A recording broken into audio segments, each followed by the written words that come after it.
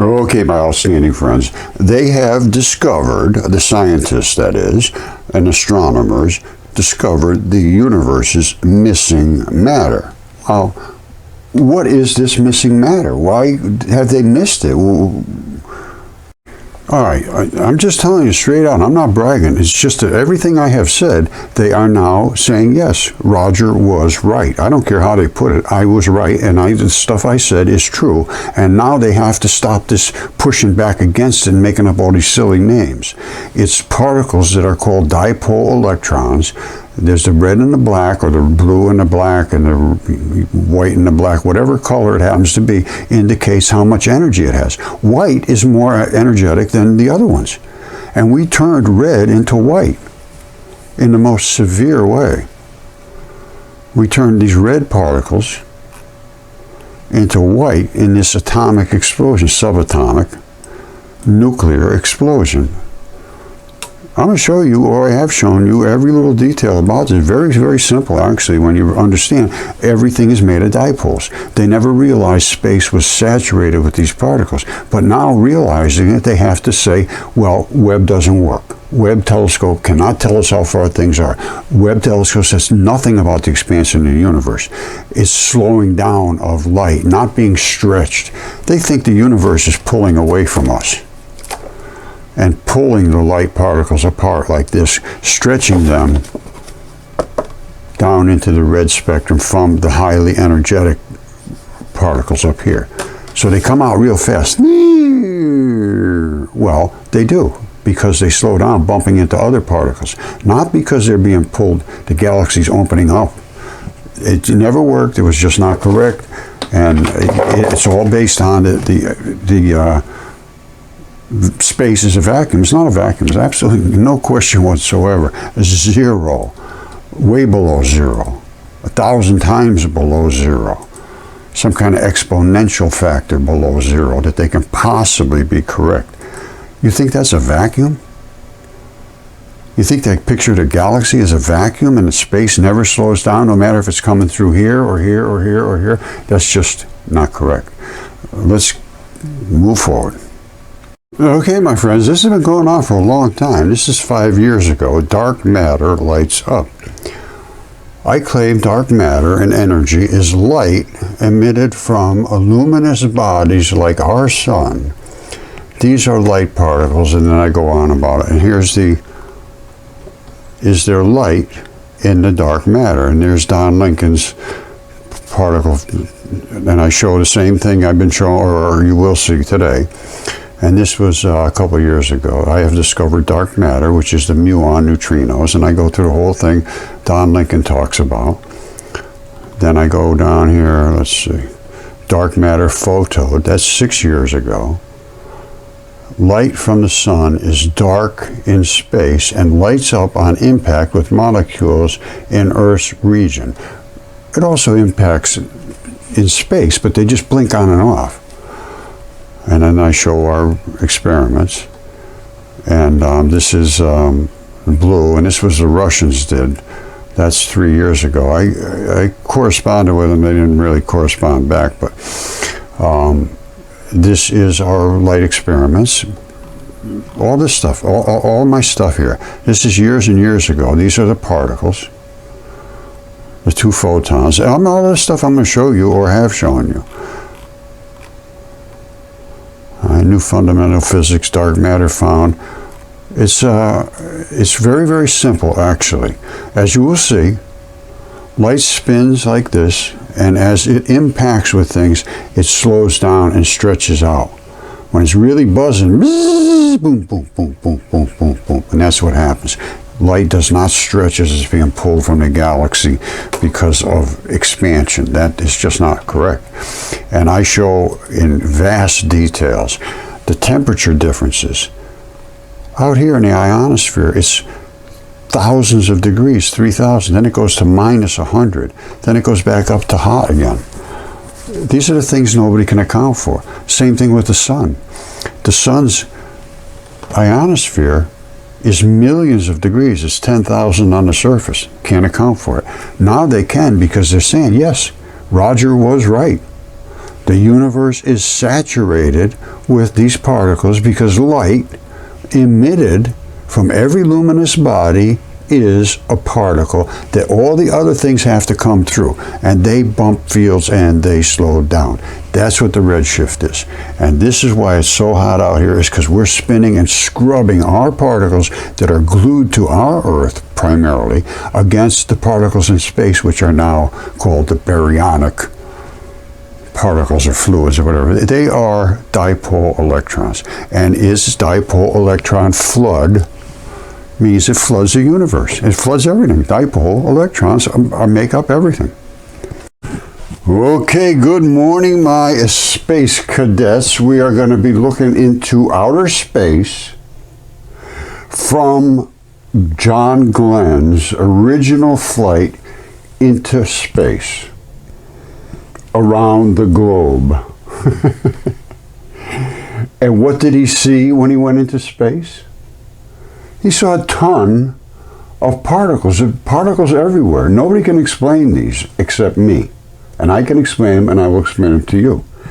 And this is the missing matter of the universe that they have just discovered today. This is 70 years almost later, 65 years later. It was 1962 that John Glenn went into orbit. When he did, as the sun rose and set, he could see tons of particles, and nobody can explain them. They haven't explained them until, well, I explained them, but nobody would listen. But now they realize, yes, these are the particles that exist in space. And these particles will slow down light. You hear me? Every single thing that they are doing now is based on the speed of light does not slow down. That is not correct. I'll show you. Okay, so who is missing matter? I'm not missing any matter that I know of, are you? All the matter that I need just is hanging around, and it's visible, I can touch it, and so forth. But okay, so I was talking to my buddy, the chatster, and a chat was telling me that, yes, there is missing matter. Where is the universe's matter? When we look at galaxies, stars, gas, and dust, we can only see about 5% of what the universe should contain. Well, where's the rest? Well, it's dark matter, which means you can't see it, so it's dark.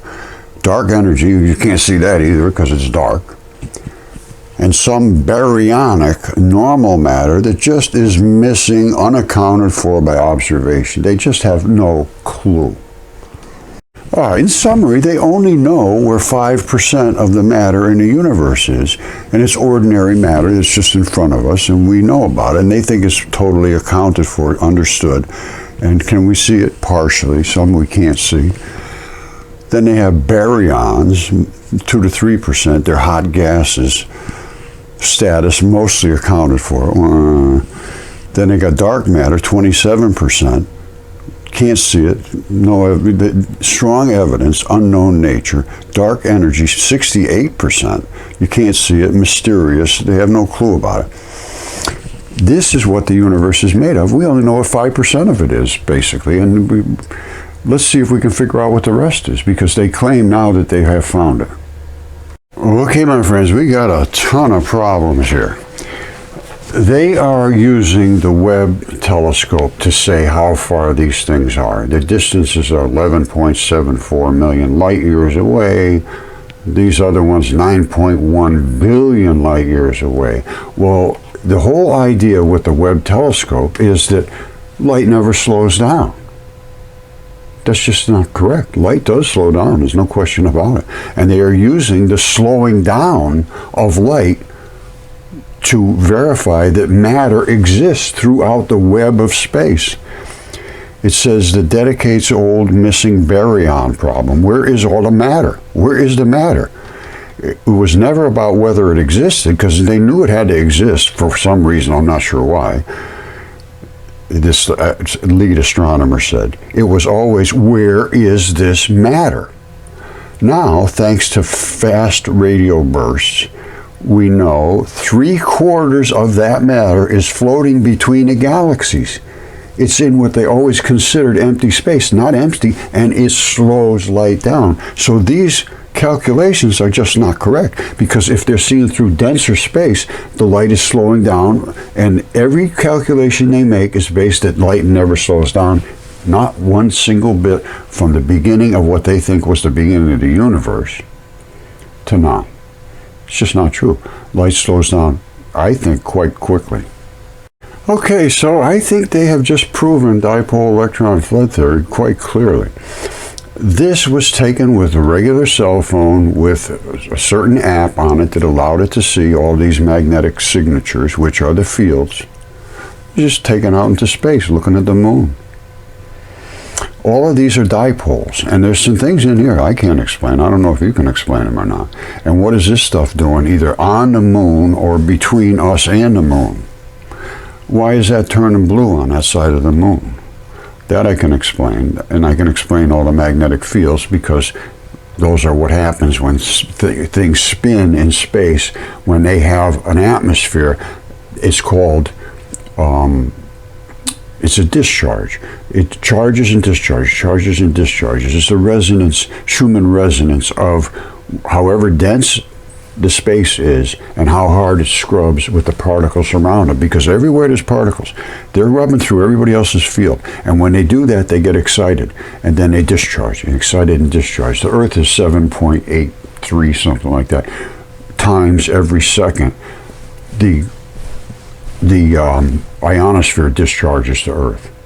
It fills up and discharges. It's called capacitive reactance. There's a capacity and it dumps, a capacity and it dumps, a capacity and it dumps 7 times, 8 times a second. And it can vary depending upon the solar intensity, because it's filling up with solar particles. And now they realize space is saturated with these solar particles, which will slow light down. And no question light will slow down in there. So everything they're doing with Webb is just, it's not valid. They even admit it themselves. This is Harvard. They shine through the fog of the intergalactic medium, and by precisely measuring how the light slows down, we can weigh the fog, even when it's too faint to see. They know the light is slowing down. There's no question about it. They admit to the light slowing down. It's just absolutely zero question that's going to happen. And everything that we have done over and over and over is based on the speed of light being constant, because Einstein said it was, and it is not. And it's obviously not. There's no question about that. It's time to revise the textbooks. You see this?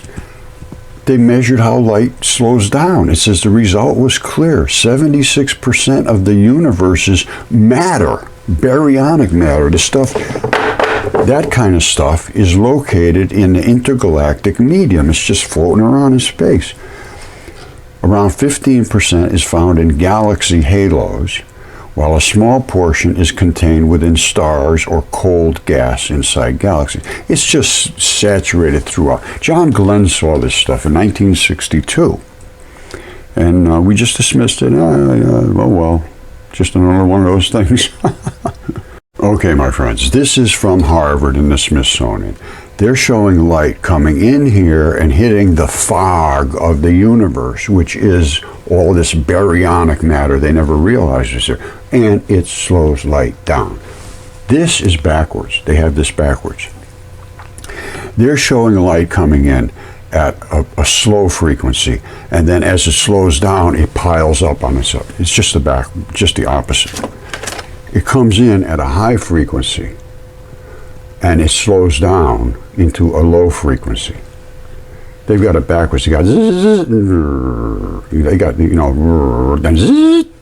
totally backwards. It's supposed to be fast on this side, then slowing down to actually nothing. Okay, just so you understand, they got light coming in here and hitting the fog of the universe, which is all the particles of light and dust and everything else that's out there.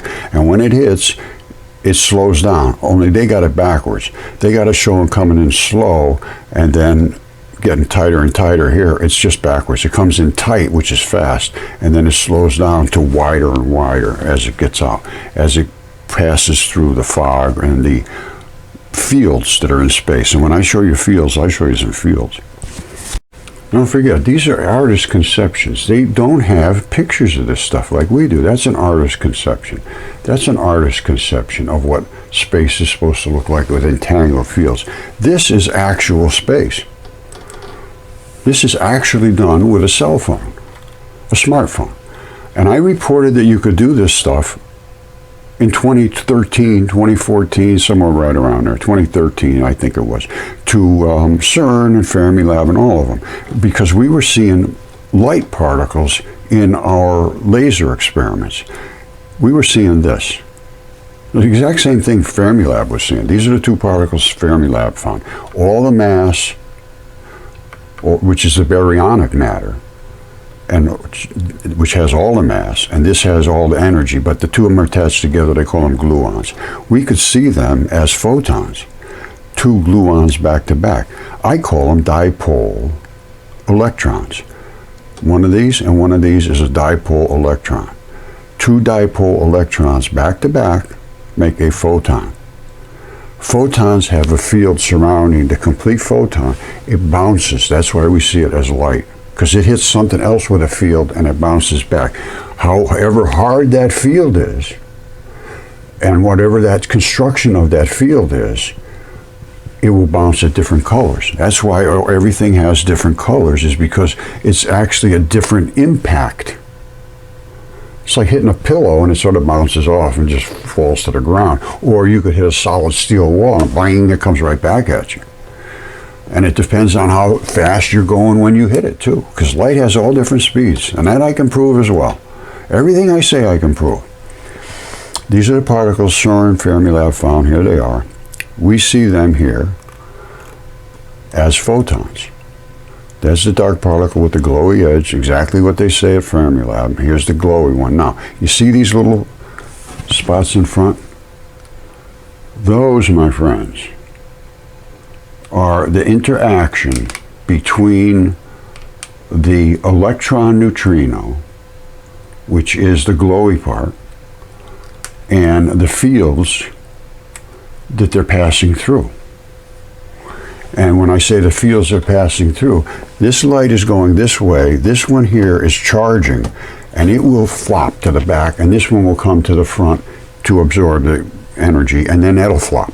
So it's called the muon wobble. It just goes blah, blah, blah, blah, blah. And that we've seen, there's no question that's true. However, what we did was we put that light through an accelerator, and it exploded.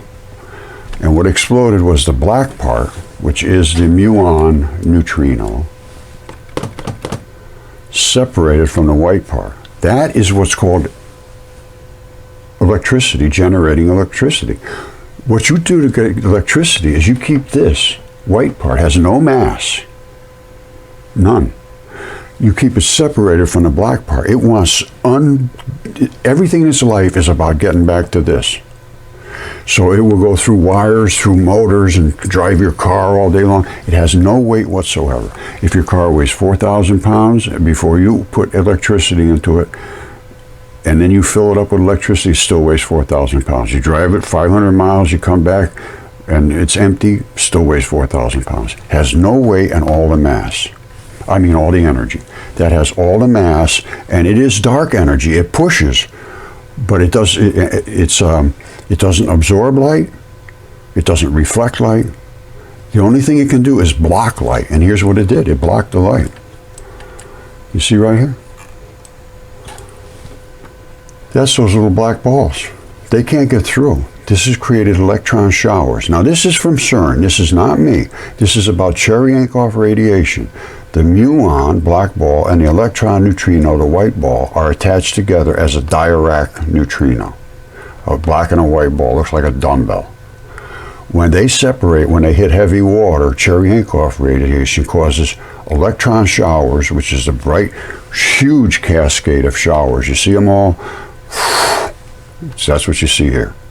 The muon says, I'm just going to keep on going or do whatever I do. Now, for us, we said, no, you stay back. You don't come through. Only the white. And that's because of the venturi. And the venturi, you can't even see it because the interaction here is so brilliant, it's like looking into the face of the sun. You just can't see it. And that's where it happens. And this is an explosion. That subatomic particle, which is light, that's subatomic, smaller than an atom, exploded.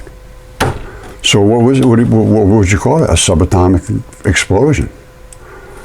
That's a subatomic explosion right there. And what does that mean? Well, subatomic means nuclear. It means in the nucleus. Subatomic is in the nucleus. And that's an explosion, so I call that a subatomic nuclear explosion. Fission and fusion. And instantly it comes back together. I mean, just instantly. So there is no...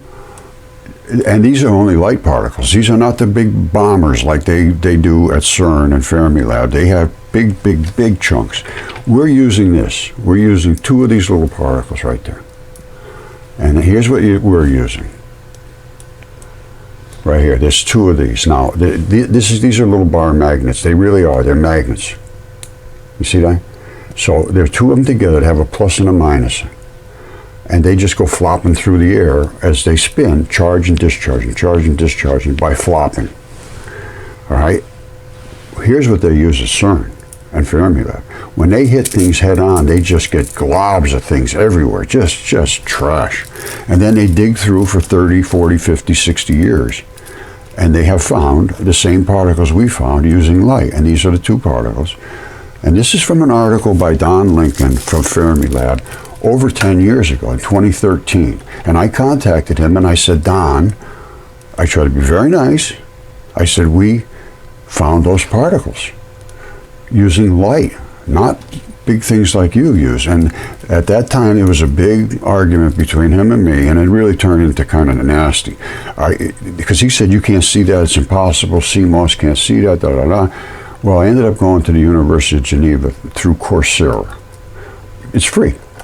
And you just interact with the professors. It was good. They don't give you any papers or anything. And I told them, I said, we can see this using CMOS. And of course, they started the same thing as Don Lincoln. No, you could destroy it because it's too energetic. I said, no. CMOS is made to see that energy, not your pieces. Not these chunks like that. You throw that at a piece of CMOS and it's dead. It's going to never work again. With us, we're just using light. It's made to detect light. That's what it's for. Now... And that's when I went to University of Geneva and talked to the professors. I corresponded with them, and we basically had a discussion, a good debate about what is possible using CMOS. And the pixels are designed to see these different radiation levels. It's totally designed to see exactly this, and now they agree, and it's all over the place now. Oh yes, we're upgrading to use CMOS. But what they have to do is, because they're still going to get hit with chunks like this, they have to put in filters to filter that chunk and make it until it gets down to where we started. Before they want to see these particles, yes, but they want to start with something like this, which is a proton. That's okay, I don't care, but it's just, if that's what they're looking for, there it is. And they say they're looking for neutrinos, spending billions and billions and billions, I don't know how many billions of dollars over the last 10 years, and there they were, right in their face. And like I said, I wasn't hiding this. I went to everybody about this. All the universities, FERMILAB, CERN, I took the course at University of Geneva. Nobody disagreed. By the time I was done with Don Lincoln, he just said, I don't want to talk to you. I'm not going to answer any of your tinfoil hat guy. You're an embarrassment to science. I said, whoa. I said, by the time we're done, you're going to be in trouble, my friend. We're paying you billions of dollars to do something for us, and I don't see that happening. So let's see. Let me show you. Well, let me show you his article. Okay, this used to be up on the web, and you could get to it, but I was pointing to it so often that finally they made it so you can't see this anymore. I can't see it anyway. This goes back to 2013, and I posed over and over and over, I showed this. These are the particles. He said it has a glowy edge around it. Black has all the mass and all the weight. These particles that they can see are just glowy. They have no weight whatsoever they can determine. However, they have a big field around it. Now, he was talking about the observer effect on this, and he says the closer you look at it, the stronger the field gets. Well, that's not just because you're looking at it with your eyeballs. It's because you're sending energy into it, and it's absorbing that energy and pushing back. That's what he said. So it gets bigger and from small to big. This never changes size. It's a fixed size. It doesn't absorb, it doesn't emit, and it doesn't reflect. It's dark matter, and it's all the mass, and this is basically all the energy other than the fact that this pushes that. Although this is the source of the push. It's a little tricky, but not too bad. I show it very, very clearly in our experiments. These are the two particles that are the smallest particles, and we started with light, and then we split them just like this. So we started way ahead of CERN and FERMILAB. We started where they want to be. And then we went beyond that and split them. All right, let's just start off this because everything is tragically wrong. However, they did find the dipole electrons fill space. That's the flood, dipole electron flood. I asked if the James Webb telescope was completely based on the speed of light being constant, never slowing down. Yes. The calculations they do with this Webb telescope and other modern space observations do assume the speed of light is constant, even in the intergalactic medium, the IGM. Here's why it's both necessary and valid. Well, first of all, it's necessary to come up with all the nonsense that they're saying, which just isn't true. Light is just not consistent. It's just wrong. It's a fundamental constant in nature used in all cosmological calculations. Everything is wrong. The distance, the redshift, the age of the universe, 100% of this is wrong. Did you see what they said? Even in the intergalactic medium, there's nothing. Well, they just found out in the intergalactic medium, they measured how light slows down. Light is slowing down. They know this for a fact. There's no question about it. Don't forget, everything they're calculating on is that there's nothing in space. Everything just goes at a speed of light and never slows down. Therefore, the galaxy or the universe is expanding because the light is coming to us slower and slower and slower. No, the light is slowing down. It's so obvious. It's incredible they have missed this. And they're talking about these baryons, which are mass. Those are the particles like solid stuff, but it's floating in space as particles of dipoles. And when they condense, I call it atomic vapor in the intergalactic medium is atomic vapor. When that condenses, it turns into matter. And they're still doing all these studies about 11.7 million light years away and 9 billion light years away. And we've pinpointed all this missing matter is between us and that distance. No, that's why the light is slowing down. And some places are going to slow down more than others. It's just obvious. It's denser and less dense. Decades-old missing baryonic problem. Well, it's right in front of us. It's everywhere. Light coming from the sun is dark matter and energy on its way to Earth or wherever it's going. And it fills the universe because every luminous body sends out light of its own accord. Remember I told you I went to FERMILAB with my stuff? Almost the same, maybe even the same day he put this out, Don Lincoln, 2013. Empty space isn't empty.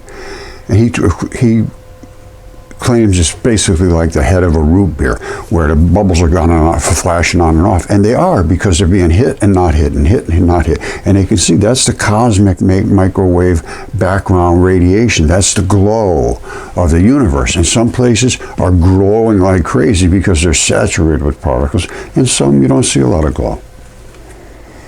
Okay, as you can see, this is what you would consider a galaxy. You can see these things. There's no question they're there. And they form in these spirals like this, primarily. There are other ones, yes. But primarily they start circling around a core, which is attracting all this matter. And the closer it gets to the core, the brighter it glows.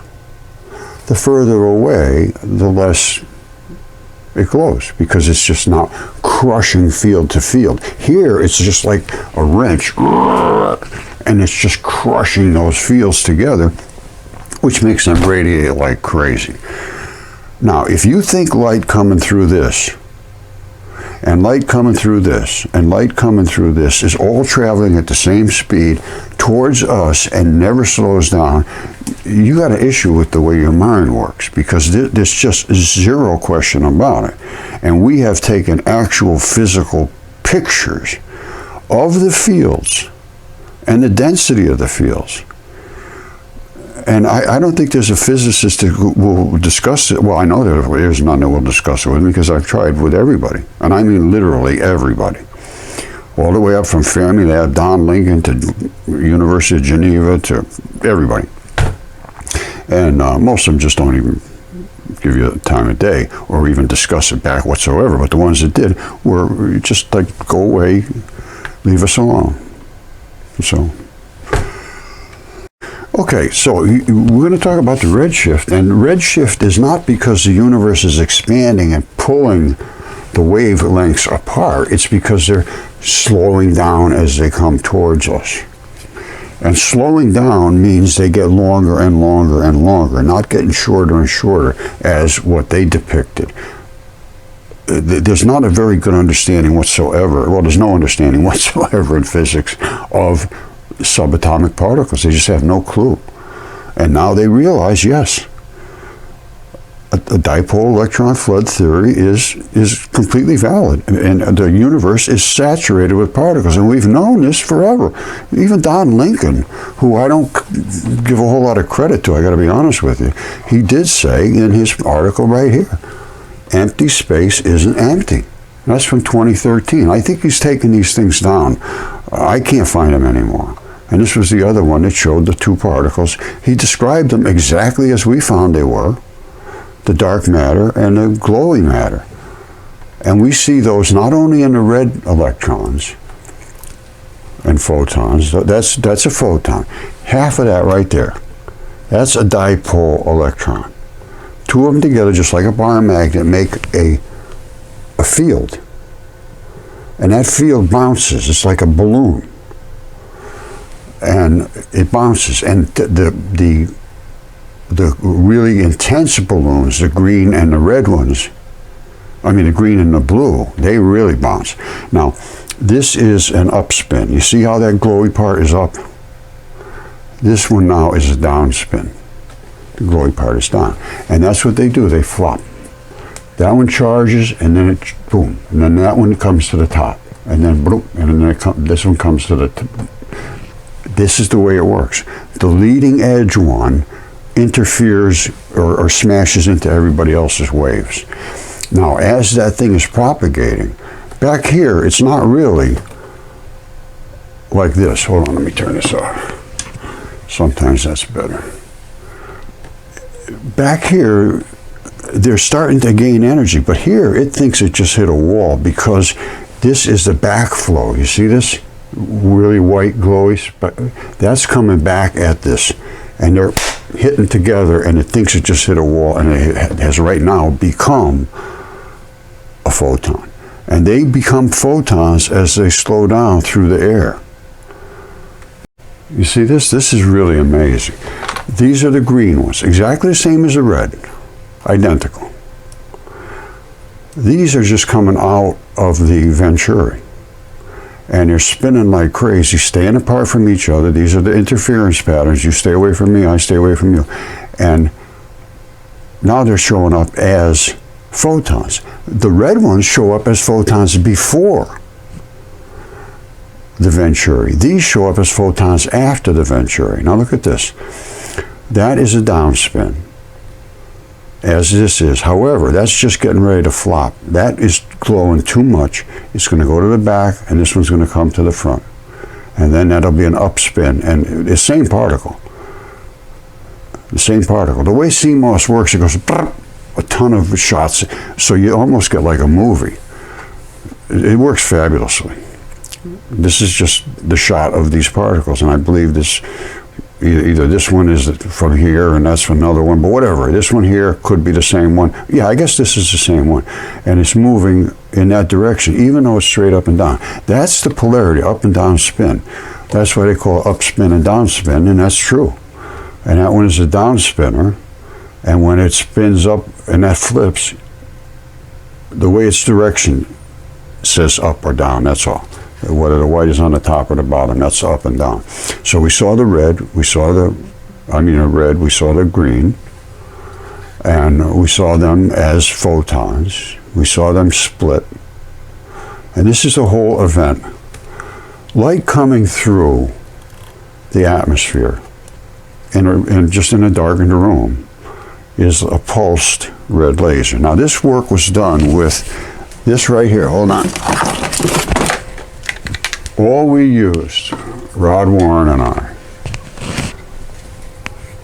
was a Samsung Galaxy S3 phone using CMOS and this Bosch red laser that did this. Now, this is the wave, which there's always been wave particle duality. Well, we saw the particle, and I'll show it to you again. The particle's in here, but it's got a big field around it, which pushes everybody else's field. You see those little glowing spots? They're not glowing for nothing. They're glowing because they're pushing back against this one. So I call it push to shove. Push to shove. This, when it pushes through here, it comes through like, it's just starting to accelerate. Now, this is right at the beginning of acceleration. That would be right about here. All right, before any of this happened. He just clicked on the laser, and it's starting to accelerate right here. You see it? And now you can see the particle actually pulling itself directly out of the wave. That's the actual particle.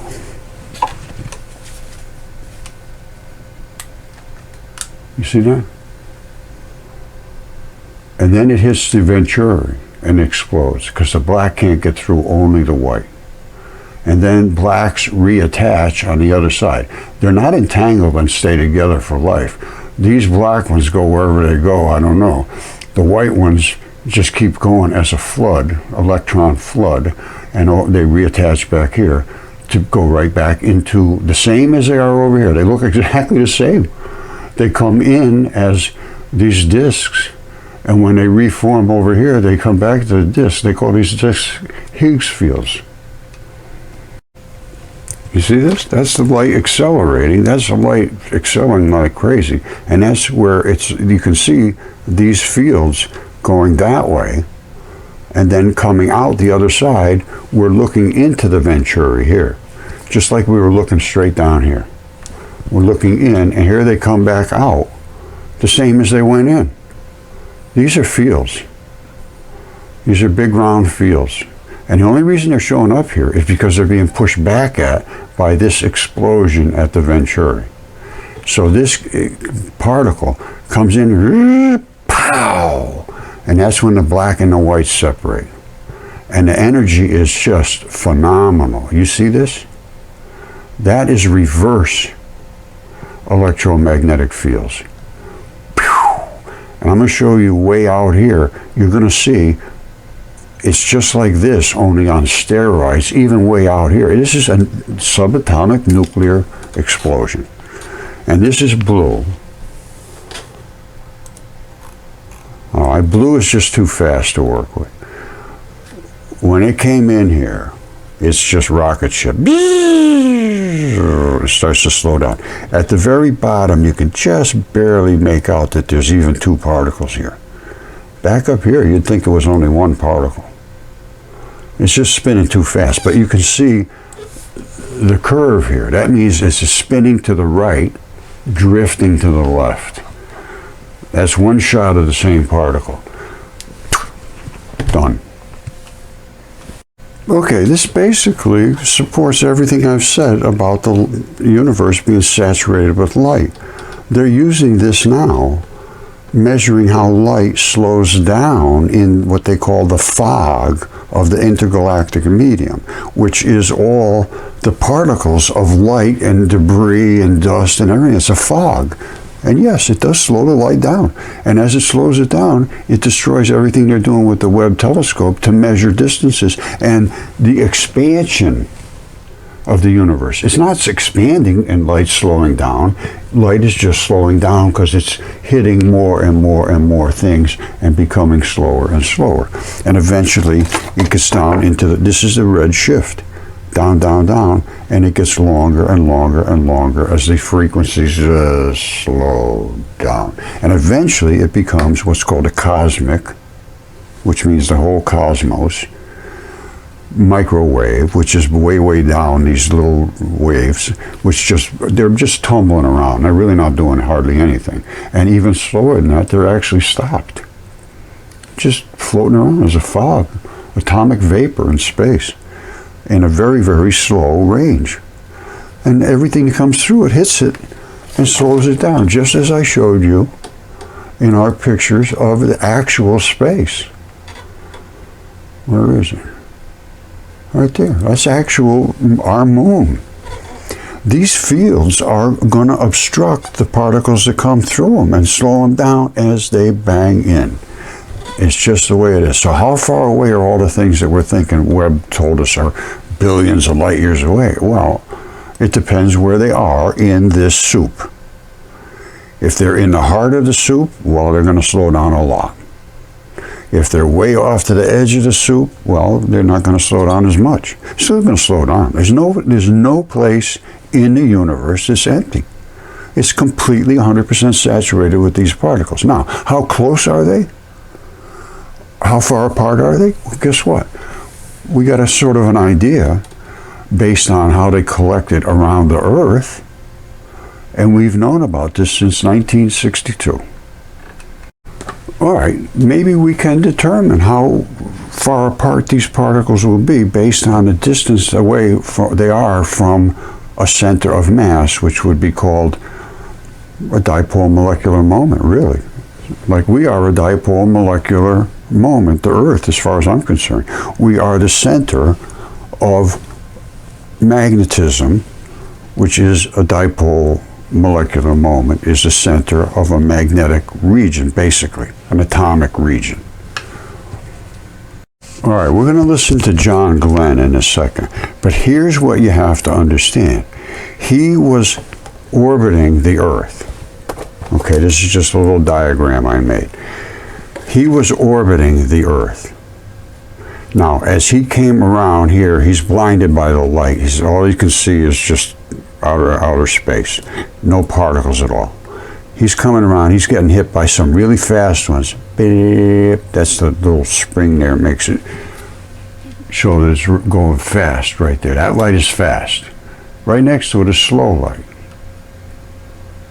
Okay, but both of them are impacting right here, right at our outer atmosphere called the ionosphere, right where the ionosphere, ions, particles, dipole electrons actually scrub the other baryonic matter, they're calling it now, which is all the other matter that's in vapor, that's in space. It's called atomic vapor. I think they should change the name. Instead of baryonic, it should be called atomic vapor. Because it is. Light is atomic vapor. Dipole electrons are the smallest, basically stable atomic vapor. The black and the white together. They're always going to be together. And that's what creates electricity. You get the white away from the black, you got electricity. And we did that in our experiments. And that happens out here in space. Right out there. That's why it's extremely hot. People don't know this. Thousands of degrees. Thousands out here. And way out at the edge of space. Why? You say, oh, it's supposed to be cold. No. But guess what? It's thousands of degrees, and then it goes down to under 100 degrees. Below that, so well, how would that happen? How come so hot, then how come so cold, and then how come so hot again? And it's getting hotter and hotter on the surface. It's hot, cold, hot, and this Earth is supposed to suck up that heat. And Earth can't suck it up anymore. Much too much heat for the Earth to take anymore, because as we expand our gases, it scrubs harder and harder through the baryonic matter, which I've been talking about forever, and I'll show you how it scrubs and why we're having this global issues that we're having. Now, the other thing is the moon re-radiates. The moon does not issue light. It does not issue it of its own accord, but you see it as a glowing ball sometimes. Well, it's not glowing because it's glowing because it's re-radiating. So you will never get over a certain color, all right, from the moon. You'll get that reddish looking stuff, but up here you get all the colors. All right, does that make sense to you? That's where the moon is shooting its light back to the sun. And the sun has the same issue we have. We got thousands of degrees out here. The sun is millions. You say, oh, well, that's because the surface is millions. No, the surface is only 10,000. 10,000. This is thousands of times hotter out here. That's the corona. Same thing, scrubbing through the particles of space. Glenn saw the particles, and the only reason he could see them was when he was in the dark side. You got to be in the dark looking out through the light coming down this way. The light is going to come down. Let me just do a little diagram. Okay, we are going to be hearing what John Glenn had to say about the particles he saw in space. And here's what my claim is. As I showed you, we are being radiated by the sun, which are particles now. They admit it, baryonic fluid, whatever they want to call it. They're dipole electrons. They'll have to change the name. They're dipole electrons. Been shown for many years now. They interact with our atmosphere here. Now, he was out floating around out here. As he came around into the darkness, he could look back and see him all lit up behind him. And as he came into the light, he could see him all lit up in front of him. Why? Why would it have to be in the darkness to see the light? Exactly the same reason as in a barn where you see dust. Here's the sun emitting particles like crazy. Just gobs of them coming out. Here's the Earth. During the daylight hours, it impacts with our atmosphere here and comes down the side, and you're in a dark zone here. There's no sunlight. There's nothing hitting you in the eyeballs, so it doesn't. When you look into the sun, you can't see anything. You can't. You get blinded by the light. He was in this zone here, looking backwards. He could see all the particles that were in space being blinking on and off, and that's exactly. I'll let you hear what he had to say. He looked back and he said, they're all swarming around, and he was going a little faster than they were going because they were the atmosphere moving with the Earth. He was in orbit going a little bit faster than the rotation of the Earth. And so he was outpacing them, but if he looked back, he could see them. And when he came over to this edge, he could look forward, he could see them. As soon as he came out, he said, oh, they're getting washed out. Well, washed out because the sun is now, you can't see. Everything is sort of a little bit, tiny bit of glowing, but you can't see them blinking on and off because you're not in the darkness. That's the key. Okay, this is from Spacelink TV, and it's John Glenn describes fireflies. They say UFOs in space while orbiting Earth. I say they're just particles and there's just baryonic fluid. They finally are agreeing to this now. Here goes.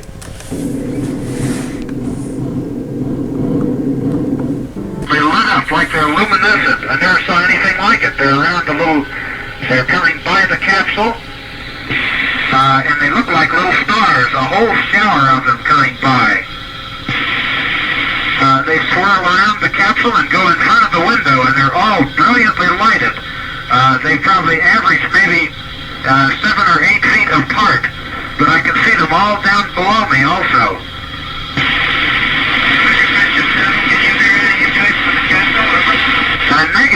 Negative. They're very slow. They're not going away from me more than maybe 3 or 4 miles per hour. They're going at the same speed I am, approximately.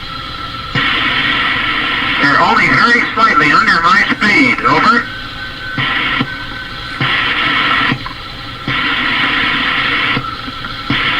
they do have a different motion though from me, because they swirl around the capsule and then depart back the way that I am looking.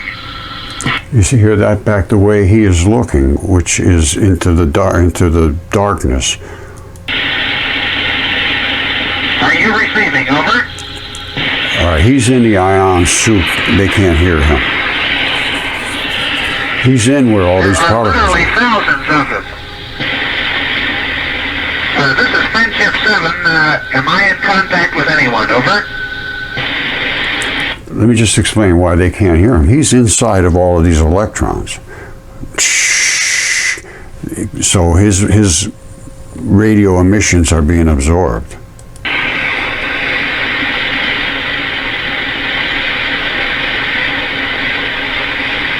This is what he's seeing. This has been going on since about 1+15, over. Just after I remarked about the sunset, I looked. Just after he remarked about the sunset. Everything's fine, and then all of a sudden the sun is setting because he's coming away from the sun into the darkness. Back up and looked out the window, and all the little swirl of particles was going by, over. Just as the sun was setting. This is Friendship 7 broadcasting in the blind. Sunrise has come up behind. See, sunrise has come up, and he says it's going to be washing them out. In the periscope, it was brilliant in the scope, a brilliant red as it approached the horizon and came up. And just as I looked back up out the window, I had literally thousands of small luminous particles swirling around the capsule and going away from me at maybe 3 to 5 miles per hour. Now that I am out in the bright sun, they seem to have disappeared. It was just as the sun was coming up. I can still see just a few of them now, even though the sun is up some 20 degrees above the... All right, what the few he's seeing now are things that are big enough to glow, something big. In other words, when he was in the darkness looking out, he's just they're everywhere. Because they're light particles flicking on and off by getting hit by other light particles. That's what happens. A light particle gets hit by another light particle, it blinks. And that's what he was seeing. And he was going through them because there is still a little bit of a soup around the Earth. Where he was, he's in a soup of electrons, basically. Horizon. I still have some of these little particles coming around the capsule occasionally here. I can see them against the dark sky even on the day side, over. See the dark sky. Roger, understand.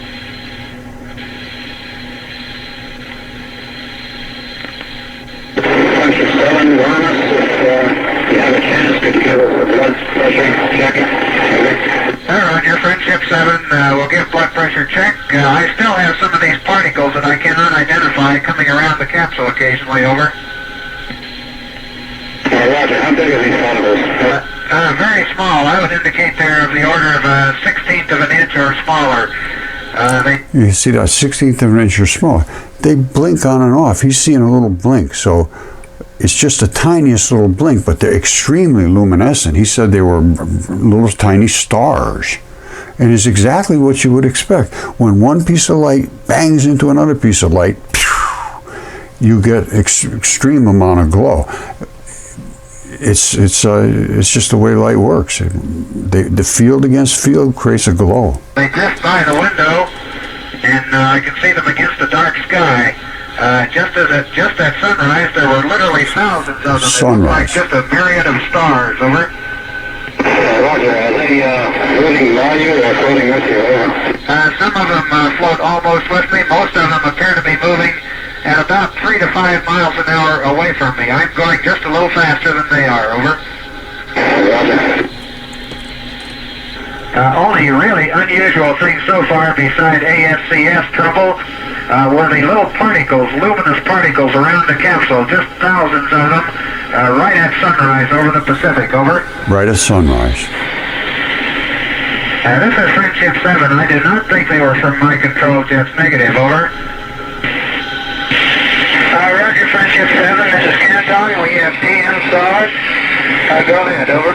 Roger, this is Friendship 7, and now that sunrise is starting, I have all these little particles coming around the capsule. See, now the sunlight is starting. So again, just at sunrise. Roger, Friendship 7. Once he gets out into the sunlight... I also can see the light on my, on steam from the thruster when I operate it, over. This is Friendship 7. I think I can see a little bit of steam spitting against the dark sky here occasionally from my pitched down manual thrust, over. Roger. This is Friendship 7. All these little particles, there are thousands of them, and they're not coming from the capsule. There's something that's already up here. Because they're all over the sky, way out. I can see them as far as I can see in each direction almost. That's baryonic matter. It's particles. Is at the top. That is the atomic vapor and dust. There's a ton of dust out there too. Roger, Friendship 7. This is Friendship 7. I'm trying to get some pictures of these particles that are outside here, over. Friendship 7, this is Canton. We also have no indication that your landing bag might be deployed, over. Roger, did someone report landing bag could be down, over? Negative, we had a request to monitor this and to ask you if you heard any flapping when you had high capsule rates. Negative. This was, over. Well, I think they probably thought these particles I saw might have come from that. But there are thousands of these things, and they go out for, it looks like miles in each direction from me, and they move by here very slowly.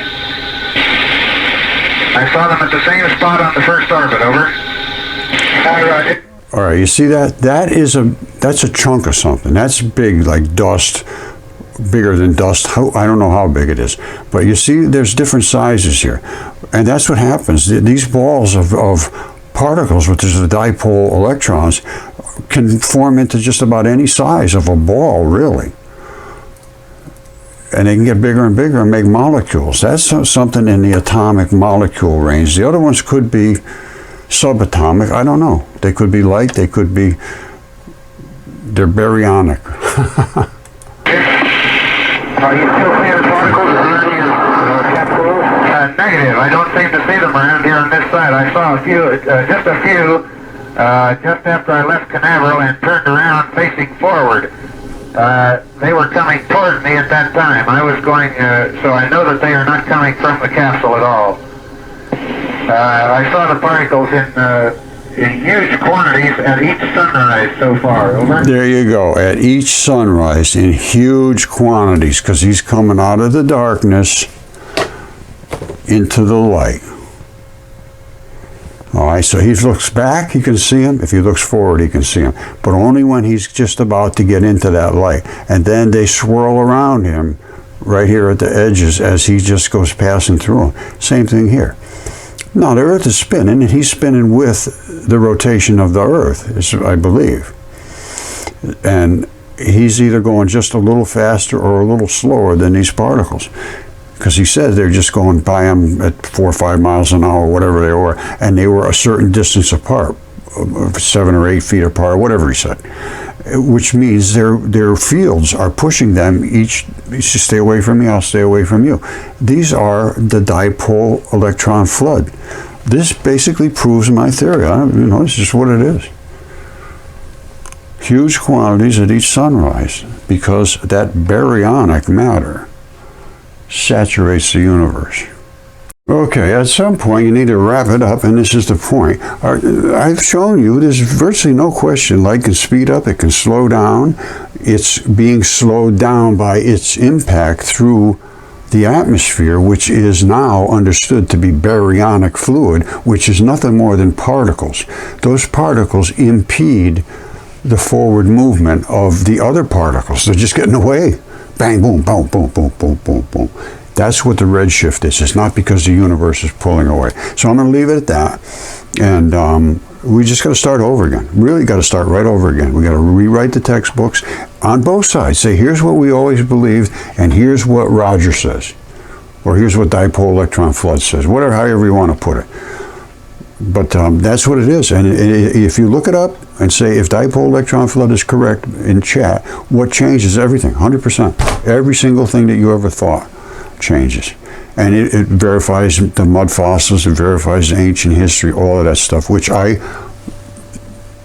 delve into every single aspect of every single anomaly, mystery, things that are broken. I like to fix them. That's what I do. I'm a fixer. When my son was about 5 years old, we walked into a store one day. I mean, we were in a hardware department or something, and he looks at this other kid about 5 years old. He says, "Hi, my name's Max. This is my dad. His name's Roger. He's a fixer."